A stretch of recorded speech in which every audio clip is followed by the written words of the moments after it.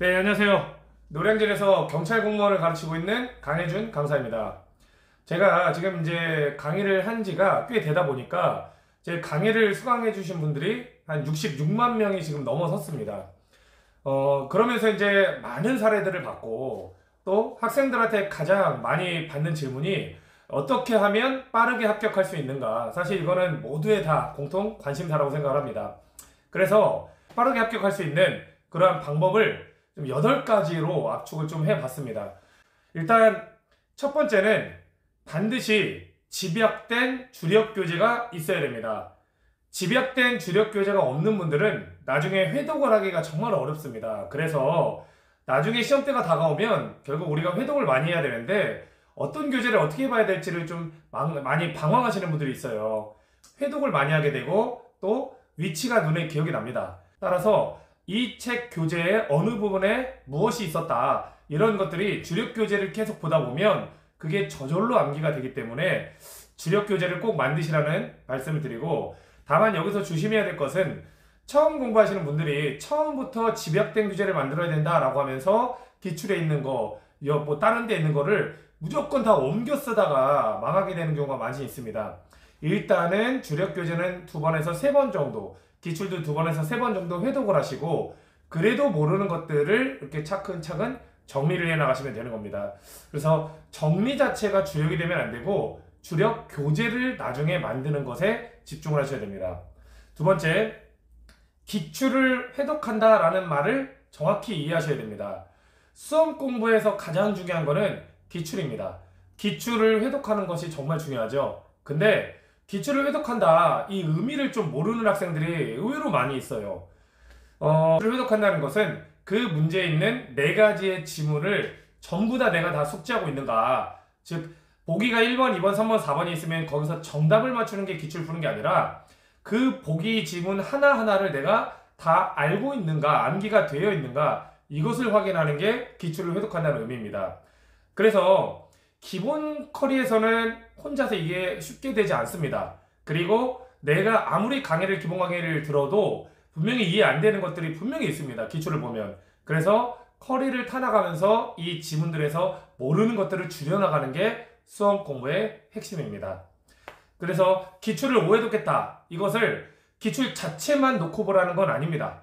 기출을 보라는 의미는 그 기출 지문이 주력 교재에 어디에 있는지, 기출 자체만 놓고 회독을 하면 결국에는 목차도 없고 내가 주력 교재 어디에 어느 부분에 뭐가 있는지를 모르기 때문에 기출에 있는 지문이 주력 교재에 어디에 있는지를 확인해 가면서 보시는 그런 회독이 기출 회독이다, 그렇게 말씀을 드리고, 그리고 세 번째는 지문을 많이 숙지하고 가셔야 됩니다.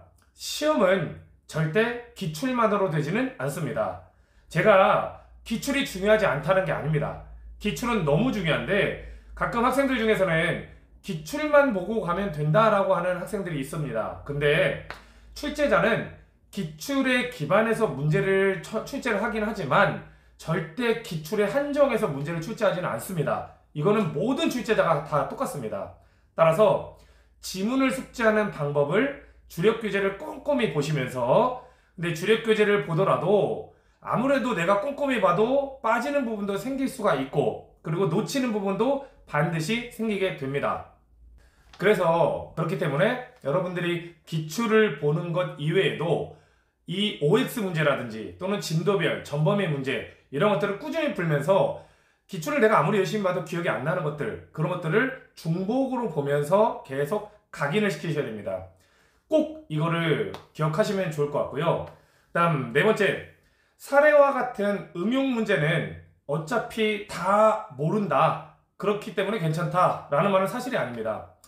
왜냐하면 누군가는 시험장에 갈 때 기출에 한정해서 가고, 누군가는 주력 교재만 보고 가고, 어떤 사람은 또 교재도 4회독을 하고, 어떤 사람은 10회독을 합니다. 정말 수험생들의 공부의 양은 정말 모두가 다 다릅니다.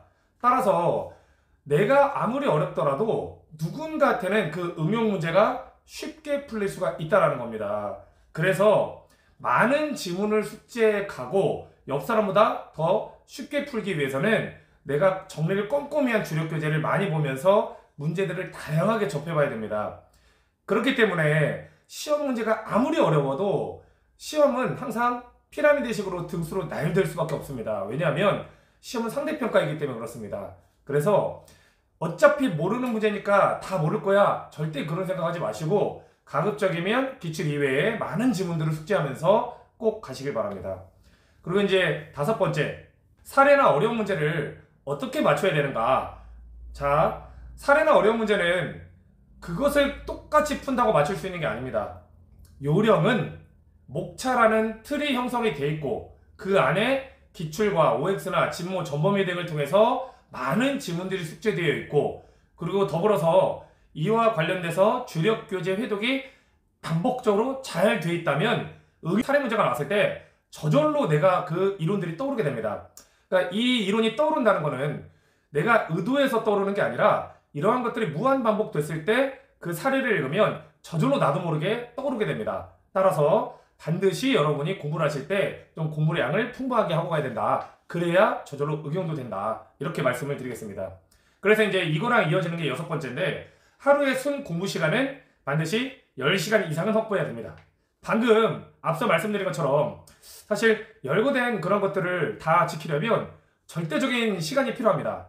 만약에 시간이 부족하다면 이것만 보고만 가면 되지, 이것만 이렇게 계속 한정 짓게 됩니다. 그러면 공부량이 부족해지고 시험장 가서는 당연히 응용도 안 됩니다. 따라서 절대적인 공부 시간을 꼭 확보해서 순 공부 10시간 이상 하시길 바랍니다. 그리고 7번째, 나는 달라, 이런 생각을 절대 하시면 안 됩니다. 무슨 얘기냐면, 제가 이제 많은 수험생들을 봤을 때 보통 본인한테는 좀 많이 관대하게 됩니다. 따라서 나는 떨어지는 사람과 다르다, 나는 뭐 게임도 하면서 뭐 핸드폰도 하면서 연애도 하면서 이것도 하면서 공부도 다 잘할 수 있다, 이런 생각을 하시는 분들은 단기 합격하기가 어렵습니다. 나도 다른 사람과 다르지 않다, 이 생각을 일단 하셔야 됩니다. 따라서 정말 열심히 간절하게 공부를 해야 된다. 일단은 그 마음가짐이 중요합니다. 그리고 8번째, 소수의 특이 사례가 내가 될 거라는 생각을 하시면 안 됩니다. 물론 누군가는 기출만 보고 갔는데도 정말 합격하는 경우도 있습니다. 절대 없다고는 말씀을 안 드려요. 그러나 그거는 정말 극소수입니다. 우리가 살면서 로또를 맞는 사람도 매주 나옵니다. 그리고 운 좋게 수능을 잘 본 사람도 매해 나옵니다. 어쩌다가 운이 좋아서 사업 같은 게 성공해서 돈을 많이 버는 사람도 나옵니다. 근데 공부해서 내 모든 인생을 다 걸고 공부하는데 그 소수의 특이 사례를 보면서 나도 그렇게 하면 합격하지 않을까, 이렇게 생각을 한다면 그러면 그거는 잘못 생각하고 계신 겁니다. 시험은 상대평가라는 것을 꼭 숙지하셔야 됩니다. 그렇기 때문에 만약에 절대평가인 시험이라면 60점만 넘어도 합격을 한다면 그러면 그런 시험은 당연히 기출만 보고 가야죠. 그리고 그거는 강의를 들을 필요도 없습니다. 한정해서 가는 게 맞죠. 그러나 상대평가인 모든 시험에서는 앞서 말씀드린 것처럼 공부의 양이 정말 천차만별입니다. 누군가는 어떤 이론을 보고도 그냥 저절로 그 사례가 떠오르는 사람도 생각보다 많이 있습니다. 제가 매번 지금 이제 학생들이 시험을 보고 나서 학생들 얘기를 들으면 어떤 학생들은 사례를 보고 전혀 이해를 못하는 학생도 있고, 어떤 학생은 사례를 읽다가 저절로 이론이 생각난다는 학생들이 있습니다. 그 학생들의 공통적인 특징들이 앞에 있는 8가지를 다 잘 지키는 학생들입니다.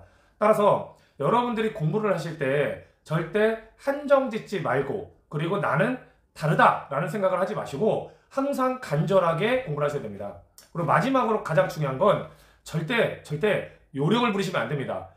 본인의 인생을 건 시험이기 때문에 요령을 부리게 되면 그 요령이 나중에는 정말 큰 구멍을 만들게 됩니다.